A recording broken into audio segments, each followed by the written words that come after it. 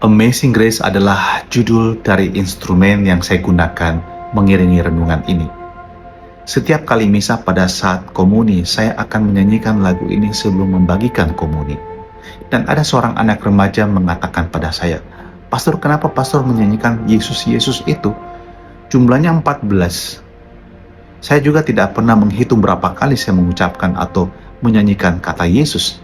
Tapi kemudian saya mengatakan itu 2 kali 7 nak. Dan itu menandakan kesempurnaan.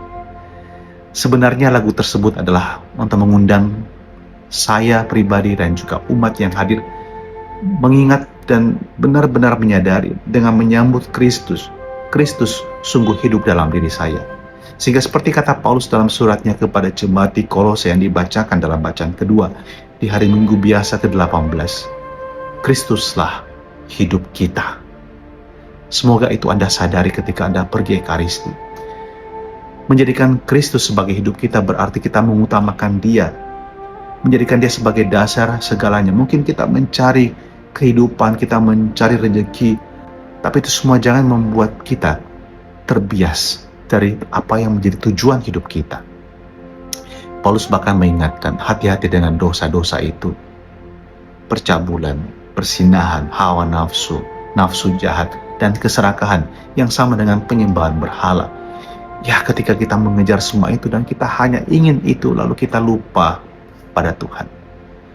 Padahal suatu ketika Tuhan datang mengambil hidup kita, semua itu kita tinggalkan. Tidak ada satupun yang kita bawa.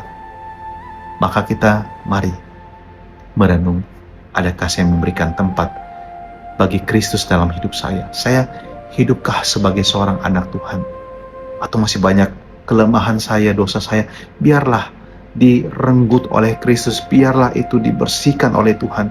Dan setiap kali engkau menyambut Tuhan, setiap hari dalam hidupmu, terutama dalam Ekaristi, engkau menyambut sabdanya dan roti hidup itu, hidupmu semakin disempurnakan. Saudaraku terkasih, mari kita mohon, kita bisa berkata dalam hati kita, Kristuslah hidup saya. Tuhan berkatimu, dalam nama Bapa dan Putra dan Roh Kudus. Amin.